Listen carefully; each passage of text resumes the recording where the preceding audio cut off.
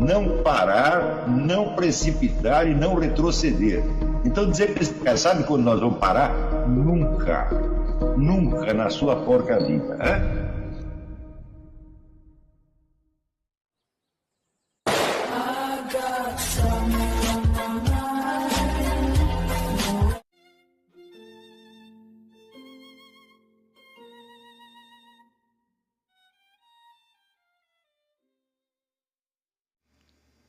E aí pessoal, tranquilo? Então vem aqui antes do vídeo começar, pedir para vocês se inscreverem, quem não for inscrito, compartilhar, curtir, comentar. Quem puder seja membro do canal, que isso ajuda bastante. Tem também o link do Apoia-se. Quem puder ajudar nosso canal e apoiar financeiramente vai ser muito bem-vindo. Mas o mais importante é transmitir o conteúdo e os conhecimentos do professor Olavo de Carvalho para mais e mais brasileiros. Então compartilhe e ajude aí nossa causa. Muito obrigado a todos os membros, apoiadores do canal. Fico muito feliz. Tenho certeza que a gente está no caminho certo. Então fiquem com o vídeo e até mais. Valeu! A carta eu recebi agora, mas ela é muito pertinente ao assunto, então eu vou tomá-la como pretexto da aula. A carta do Luiz Carneiro. Caro mestre Olavo, tudo bem? A cada aula que assisto desse curso, percebo que meu entendimento sobre a minha existência vai se tornando menos opaco e torno mais consciente de quanto é árido o caminho para a verdade sincera, já que passei muitos anos repleto de falsos conceitos e de atitudes que não levam à verdadeira filosofia. Muito obrigado. Em relação à aula do dia 11 de julho, no qual o mestre versava sobre a verdade e a sinceridade, logo me lembrei da filosofia de Søren Kierkegaard, o qual em um de seus textos, em inglês Provocations, compilação de Charles Moore, explicava que, aspas, a verdade não é a questão de conhecer isto ou aquilo, mas sim de estar nela, fecha aspas. Gostaria de saber se este é o sentido da verdade dado naquela aula.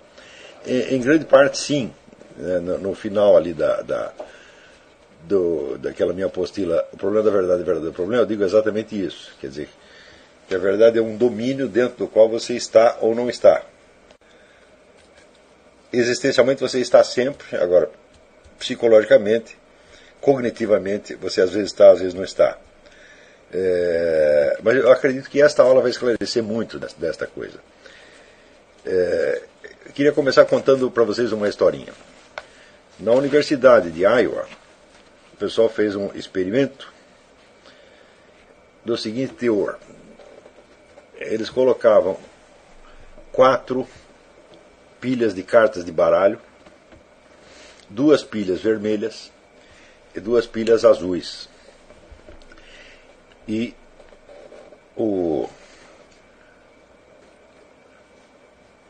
cobaias tinham que escolher uma carta de qualquer das 4 pilhas. Conforme a carta que ele virasse, ganhava uma certa quantia em dinheiro ou tinha de pagar uma certa quantia em dinheiro.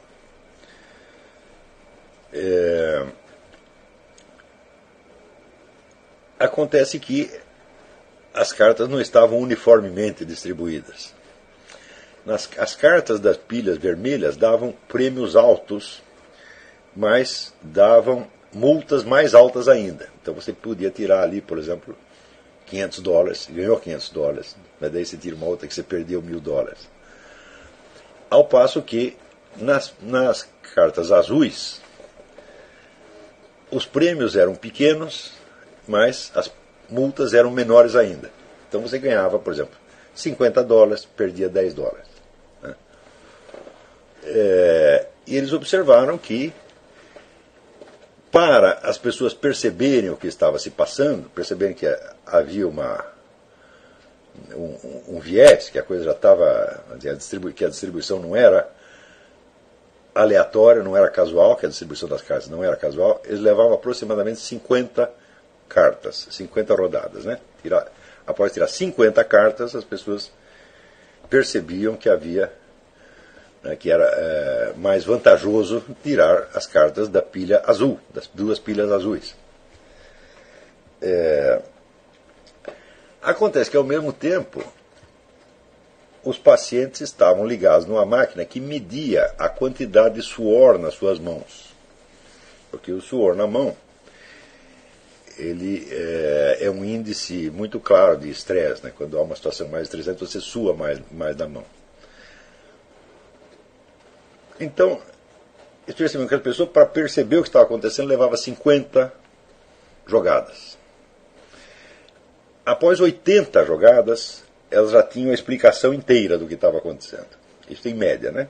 Uns a mais ou menos, mas em média, 50 para perceber que as cartas da pilha vermelha estavam viciadas e 80 para descrever mentalmente a regra do jogo. Acontece que a maquininha que media o suor nas mãos percebia que o suor começava a aumentar quando as pessoas pegavam a carta da pilha vermelha a partir da 10ª jogada. E que a partir daí havia uma tendência a pegar menos cartas das pilhas vermelhas e mais das pilhas azuis. Isso quer dizer que os indivíduos já tinham tomado a decisão de preferir as cartas azuis 40 jogadas antes deles perceberem que tinham tomado esta decisão. Bom, como é que nós podemos analisar isso aí, né? Os psicólogos criaram uma noção que eles chamam do inconsciente adaptativo, que não é o inconsciente freudiano, porque o inconsciente freudiano é, como é que dizer, uma espécie de privada, né? Só tem ali o que não presta. Pois o inconsciente adaptativo seria, vamos dizer, um mecanismo inconsciente que permite você se adaptar a certas situações antes que você tenha uma compreensão consciente clara do que está se passando. Então, é claro que você nota aí que havia dois processos decisórios diferentes operando, né? Um inconsciente, né, que já decidia preferir as cartas do grupo azul antes mesmo de que o sujeito tomasse consciência do que estava se passando, e outro que é o processo decisório, vamos dizer, normal, onde por experiência e erro você vai acumulando indícios e monta todo um raciocínio e tira uma conclusão, que esse é o processo, vamos dizer, usual de aprendizado. Há outro processo, eles chamavam o inconsciente adaptativo. Eu digo, bom, o fenômeno, sem dúvida, é real e o experimento é muito, muito revelador, muito elucidativo. Mas a análise que os psicólogos fazem, ela é falha, ela não chega até, vamos dizer, o fundo do problema. Por quê? Porque ele, justamente por ser um estudo psicológico, a psicologia estuda apenas o que se passa na psique. Ela não há um meio psicológico de você estudar a relação entre o processo cognitivo e o objeto do processo cognitivo. O objeto não faz parte da psicologia. Tá certo? Então, eles estudam só a parte subjetiva da história. Então, por isso, eles não podem chegar até o fundo da análise. Espera aí, um minutinho. Dá para diminuir um pouco a temperatura aí, porque está muito calor.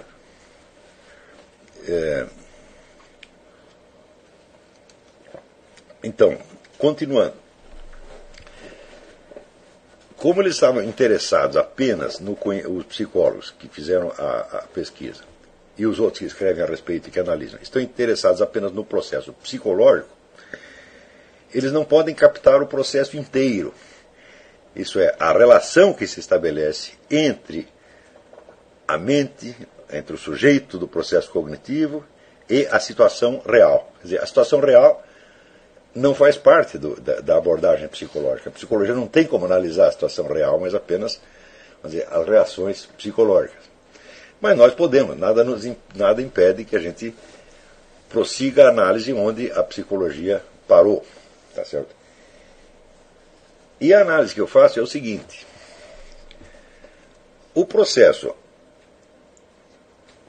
chama normal ou longo de aprendizado, que é aquele que acontecia entre a 50ª jogada e a 80ª, né, é o processo normal do que nós chamamos de raciocínio por indução. Isso quer dizer, nós juntamos vários indícios, vemos que eles se acumulam num certo sentido, então nós completamos, né, esse acúmulo de casos formulando uma regra hipotética que abrangeria todos os casos, não só passados, mas os casos futuros. Quer dizer, se até agora foi assim, se até agora as cartas do grupo azul se mostraram mais vantajosas, é porque, vamos dizer, há uma regra geral por trás disso. Quer dizer, a hora que você capta esta regra geral, você abrange todos os casos já conhecidos e a probabilidade dos casos seguintes. É um raciocínio normal por indução. Agora, qual é o processo cognitivo, não do ponto de vista psicológico, note bem, mas do ponto de vista gnoseológico, do ponto de vista epistemológico, qual é o processo usado na primeira apreensão?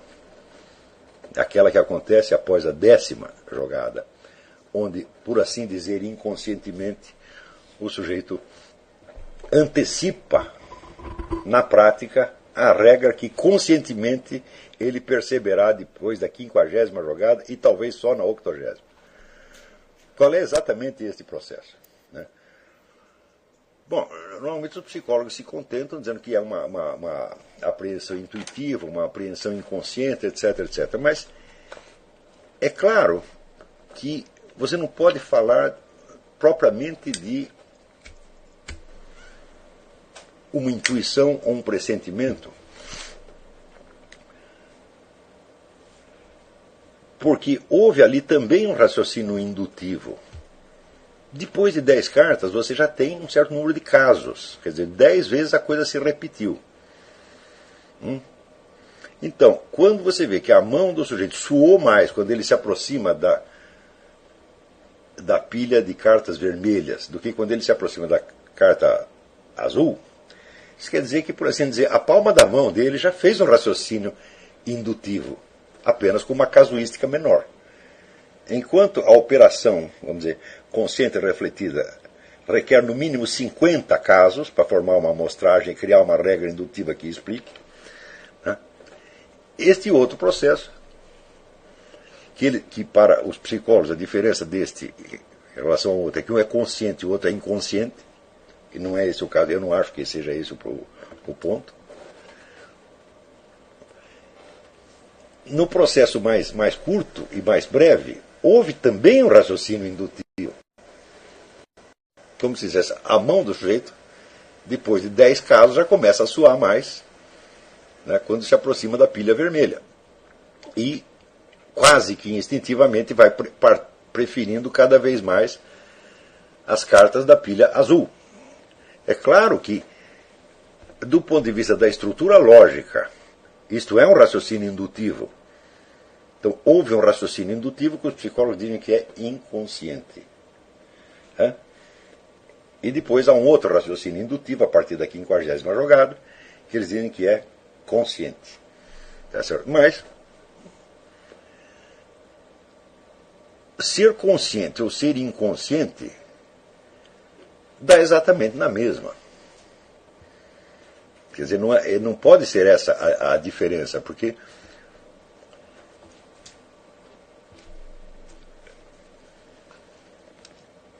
em que sentido você pode dizer que foi inconsciente a primeira decisão ou a primeira percepção? Ele pode ter sido mais consciente em umas pessoas ou menos consciente nas outras, né?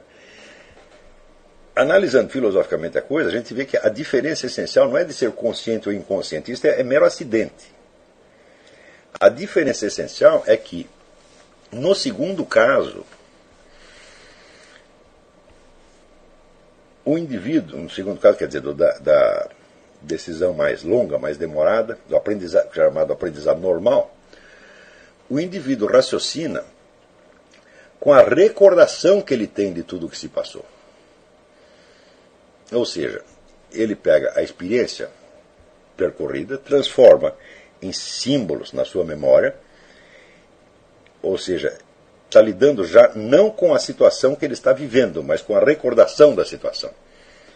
Ele cria signos para representar a situação e ele articula esses signos na forma de um raciocínio indutivo. Note bem que esses signos já não são as cartas que estão na mesa naquele momento. São as cartas que estão na memória dele. Está entendendo? Ou seja, ele está raciocinando com elementos que a sua própria mente criou para representar uma experiência já transcorrida. Então ele está lidando inteiramente com materiais criados pela sua própria mente. Materiais que naturalmente têm uma referência à experiência real.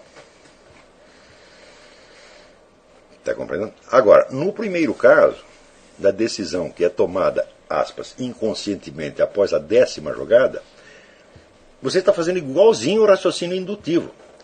Só que você não está fazendo esse raciocínio indutivo com signos na sua mente, mas com os próprios objetos com que você está lidando. Está entendendo?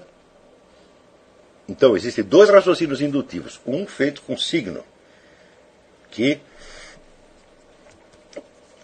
reproduzem mentalmente a situação que foi vivida não mentalmente, que foi vivida realmente. E no primeiro caso, você tem um raciocínio indutivo feito não com signos mentais, mas com os próprios objetos que se oferecem à experiência. Entendeu? Ora, suponha que você vê um sujeito, vamos dizer, com uma expressão feroz, avançando para você com uma faca na mão. Você percebe que ele quer te matar. Ou seja, você percebe a intenção dele a partir das ações atuais dele. Tá certo? Então, quer dizer que você concluiu, tirou uma conclusão a respeito do que pode acontecer em seguida, a partir daquilo que está mostrado para você na situação. É claro que você não teve tempo de você transformar aquela figura agressiva num signo mental, numa criação mental, para você depois recordar toda a situação, né? Comparar aquela situação com outras situações de perigo e chegar à conclusão de que o sujeito está querendo te matar. Não houve tempo para você fazer isso. Ou seja, neste caso, você não raciocinou com signos, você raciocinou com o próprio objeto presente. Está compreendendo? Então, é claro que nós estamos nos referindo aqui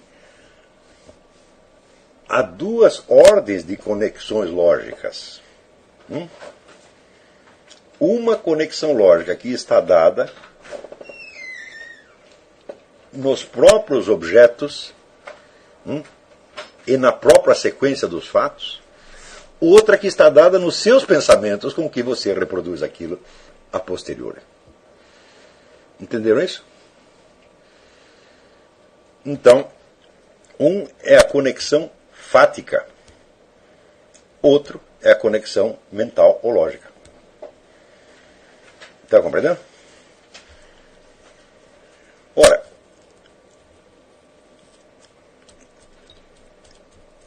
todos nós sabemos que quando nós percebemos imediatamente uma situação desse tipo, nós não temos certeza do que está se passando. E por isso nós dizemos que é um pressentimento ou apenas uma vaga intuição. E no outro caso, nós compomos o raciocínio lógico inteiro, né? O verificamos e dizemos que temos a certeza. Não é isso? Ora, da onde vem a certeza? O primeiro raciocínio não é em si mesmo mais incerto ou falível do que o outro. É um raciocínio indutivo igualzinho. Por que um é acompanhado de certeza, de sentimento de certeza, e o outro não? É simples. Porque o segundo raciocínio foi inteiramente construído por você. Você domina a forma inteira do raciocínio. Ou seja, o domínio que você tem das formas mentais que você mesmo criou para reproduzir a situação, lhe parece ser um domínio cognitivo real sobre a situação de fato, quando não é. Está compreendendo? Na verdade, o primeiro raciocínio é muito mais certo, porque ele não é feito indiretamente através de signos, mas é feito com os dados imediatos da situação.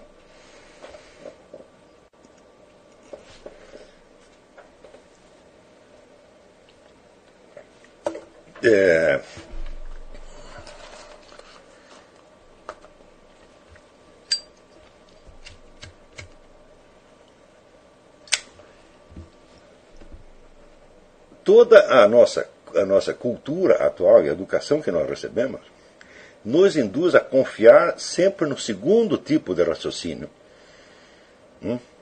e a duvidar do primeiro. Nós dizemos que o primeiro é apenas intuição, impressão, pressentimento. E o segundo é, vamos dizer, uma coisa racional que pode ser confirmada cientificamente. Mas acontece que o segundo raciocínio, ele só lhe parece mais certo porque você domina inteiramente o processo raciocinativo. E você o domina porque foi você que o inventou. Na verdade, você está vendo ali uma conexão lógica entre conceitos, não uma conexão fática entre coisas. A conexão lógica entre conceitos pode representar a conexão fática, mas ela não é a conexão fática. Está compreendendo?